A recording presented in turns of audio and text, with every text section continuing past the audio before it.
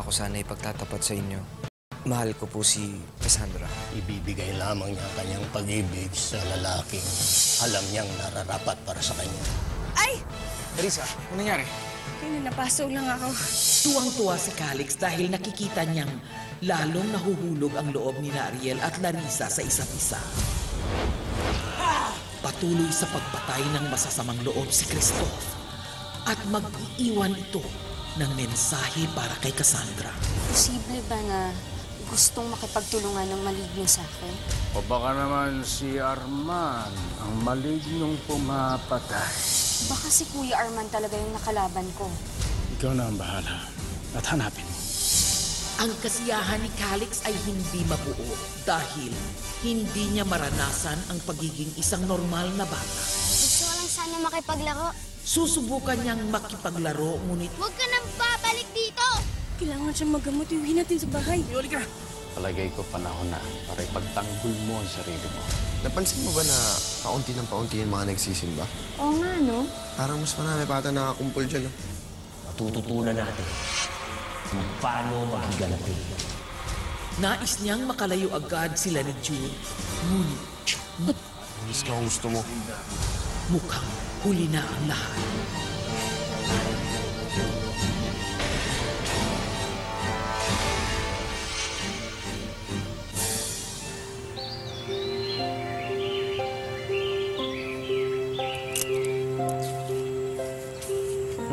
Handa ka na?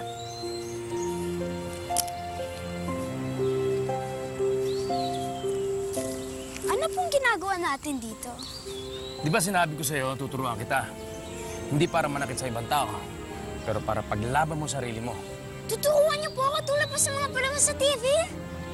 Hindi kasi ako nanonood ng mga palabas sa TV. Pero sigurado pagkatapos kita ng turuan, madali kang makakaiwas at mas lalo kang bibilis. Ayos po na, sige po! O yan. Handa ka na, ha? Opo! Alam mo kung paano Kailangan na natin umalis dito. ito lang. Ano na? Ito lang ang tutulong sa atin. Bakit? Pag-ibig ang kailangan natin ang sakit.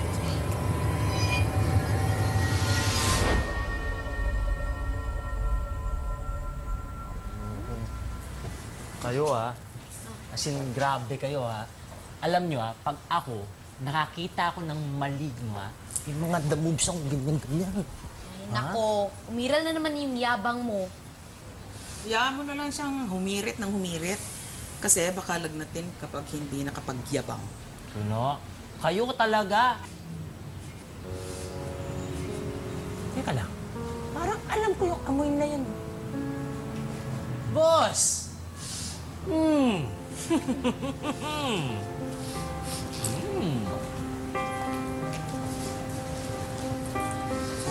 Smelling good Saan lakad, boss?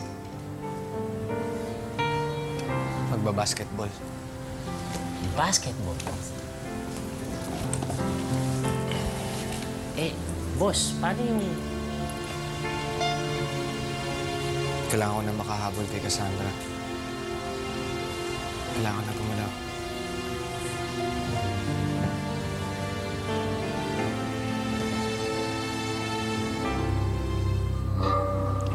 Okay na ako, Angela. Pagpasensyahan mo na ako, Hindi ko talaga alam ba't ganun naging asal ko kanina. Ayos lang. Naiintindihan ko. Alam ko naman na hindi mo din ginusto yun. Alam mo, sa tingin ko, yung lalaking nagsasalita doon, may kinalaman siya dito. Ha? Paano mo na nasabi yun? May kakaiba akong nararamdaman kanina. Habang nagsasalita siya, parang may ibang puwersa akong nararamdaman sa paligid natin. Tapos, nakaramdam ako ng galit na hindi ko alam, hindi ko maipaliwanag. Buti na lang napigilan ko. Paano yung mga ibang tao doon? Ang dami nila. Tapos nakikinig pa silang lahat. Ang magagawa natin sa ngayon, ipagdasal na lang sila. At sana, mali lang ang hinala ko.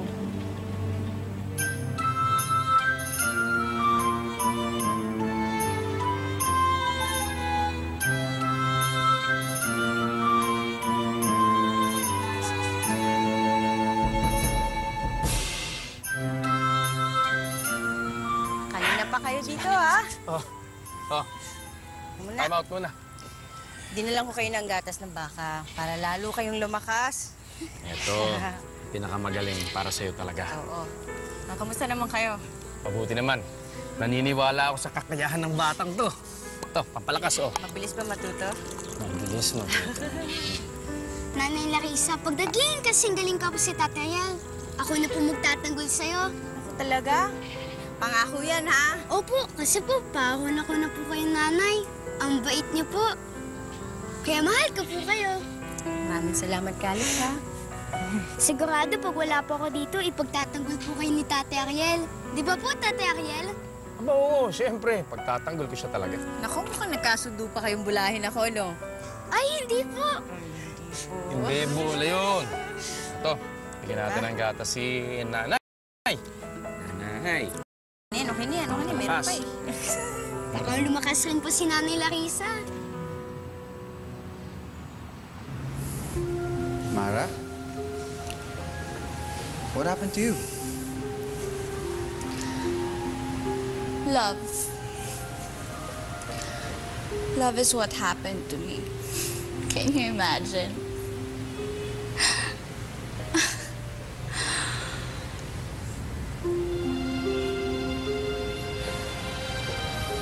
If this is about Jude, you knew from the start na magpapari siya. I even warned you not to fall for him. Pero ang tigas ng ulo mo. Look who's talking. Akala ko ba si Jude ang nagpapare? Bakit ikaw yung nagsisermon? Alam mo, save it, brother, okay?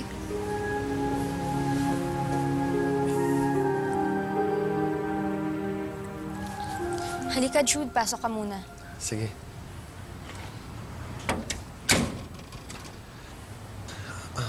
Angela, may sasabihin sana ako sa'yo. Ano yun? Alam mo ba dati, yung pagiging pari lang talaga ang pangarap ko. Makapaglingkod lang sa Diyos ang gusto kong gawin. Pero nagbago yun lahat nung muli kitang makita. Alam kong maiintindihan ng Diyos itong desisyon ko. Dahil tunay at tapat talagang nararamdaman ko para sa'yo.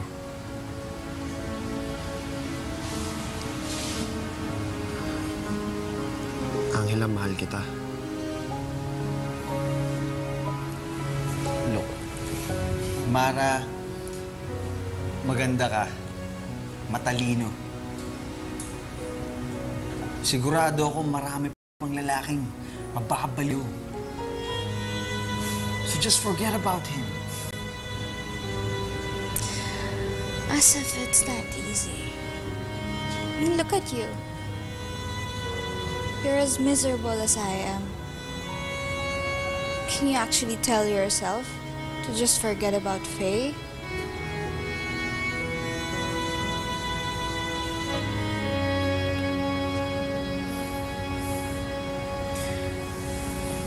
It's not about me.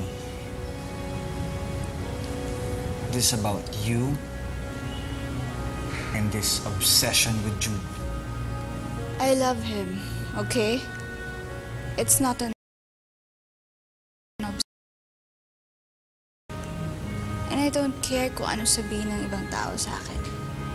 Because I'm willing to do everything for love. Okay. Then start going to your room. Magpahinga ka. Sis, lasing na lasing ka. Kung ano na pinagsasabi mo. Just leave me alone, okay?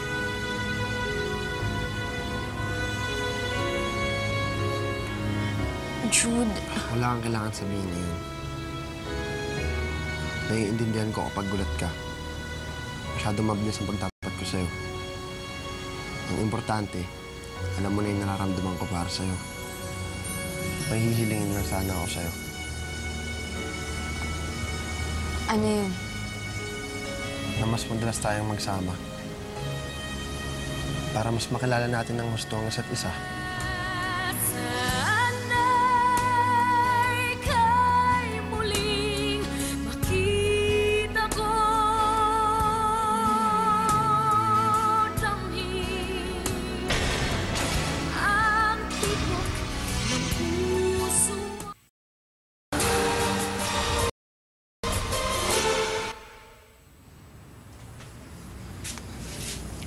ka na. Okay, tulog na kayo, ha? Tate Ariel, sa labas po ulit kayo matutulog? Oo, bakit? Malamok po sa labas. Dito na lang po kayo matulog. Kasya naman po tayo.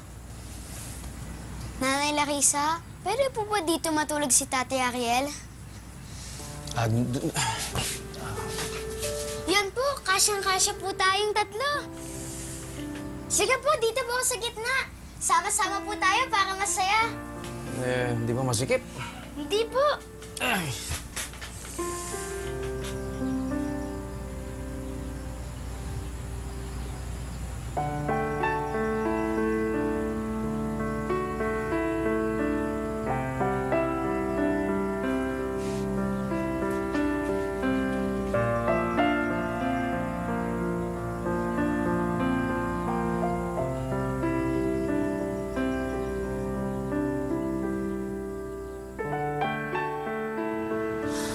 Gabriel.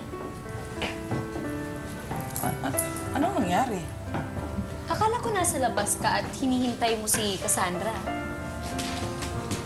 Nandiyan na sila. Kakarating lang. Kasama si Jude. Nakita namin si Jude. Nagtapat kay Cassandra. Sinagot na ba? Wala naman. Hindi naman sumagot si Cassandra. Yun naman pala eh. Hindi problema yun. Alam mo, Gabriel, may pag-asa ka pa. Daanin mo na lang sa isang kanta, di ba? Ay, oo nga. Ba't hindi mo haranahin? Haranahin mo. Harana? Uso pa ba yung harana? Basta tungkol sa pag-ibig at para sa pag-ibig, laging uso yan. O, yan. Importante, masabi mo yung nararamdaman. True. Oo. Ayan. Sige mo na nagsasabi niyan. Yan si Lolo Gimo, ha? Noon at ngayon, institusyon.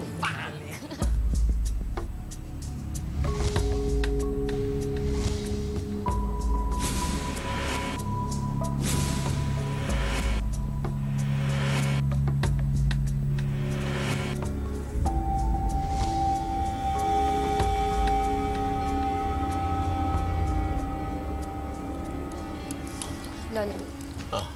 Kumusta ang lakad mo? Mabuti naman po sana, pero... Pero may nakita ako. Hindi ko alam, kakaiba siya eh. May iba akong nararamdaman sa kanya. Maligno? Isa siyang mortal. Pero may niya, parang may dila siya ng isang demonyo. Hindi ko alam ang lakas ng epekto. Kailangan malaman ito ni Gabriel. Oo nga ho, asan nga pala siya? Nandito lang siya kanina. Baka nasa kwarto niya.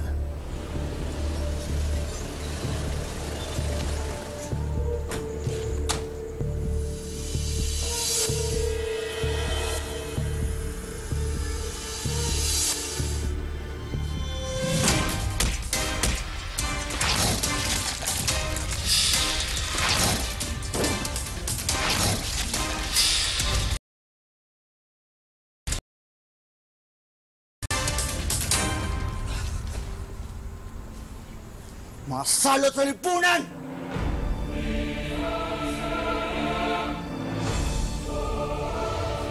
Trahedya sa Toledo.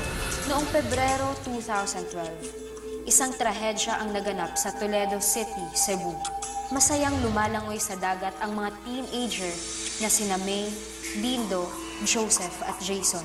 Kasama ang nakababatang kapatid ni May na si Adonis. Nagulantang sila nang biglang may lumitaw na halimaw mula sa tubig. Kasabay nitong naglaho ang 4 na kabataan at naiwan si Adonis na nanginginig sa takot. Nung araw na rin na iyon kakaibigan.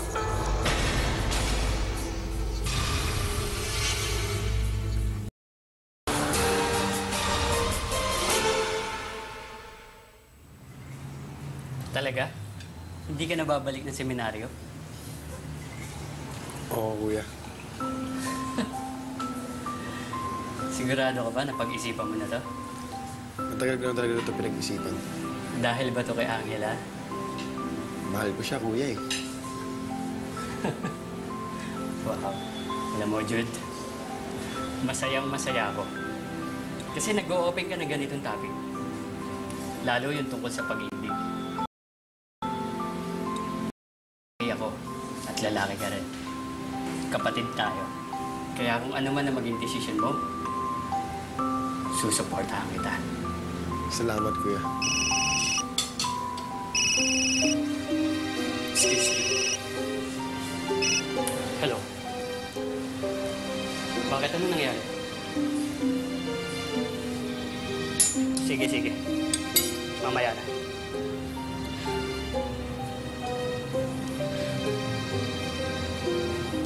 Okay ka lang, Kuya? Okay lang. Wala. Basta kung anong desisyon mo, masaya ako para sa'yo. Okay? Bukas na mag-usap ulit. Sige po.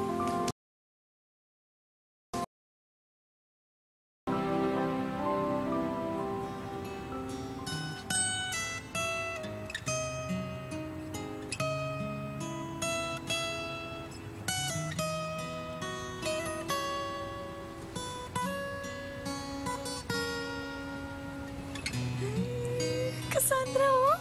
Naharana ka na ni Gabriel.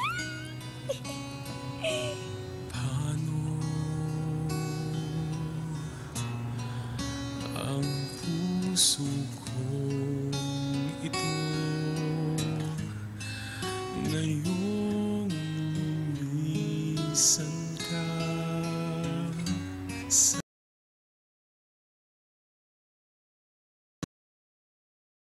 Pala, Cassandra. kung kailan sumikat ang at lumigaya ang aking mundo.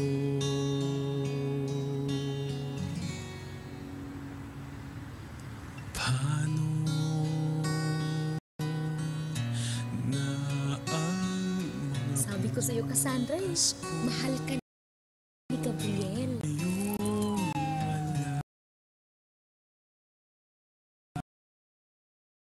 Hindi mo lang alam kung gaano ako pinasaya. Binigyan ako ng pagkakataon ng langit para makasama ka. Kahit ilang beses pa ako mabulag, masaya kang tatanggapin yun para lang sa'yo. mga pangako sa bawat isa. Sana'y kay muling makita ko.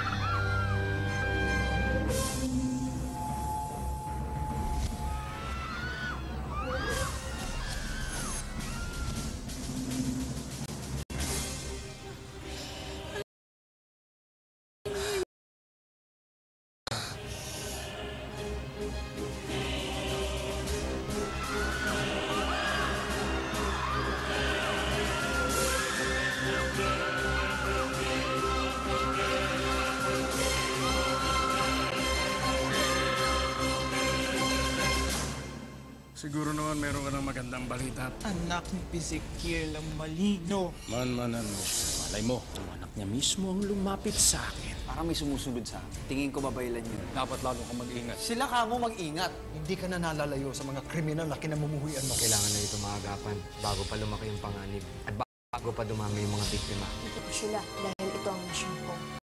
Alam ko po ba, nagsiseryoso pag nag-i-ensayo?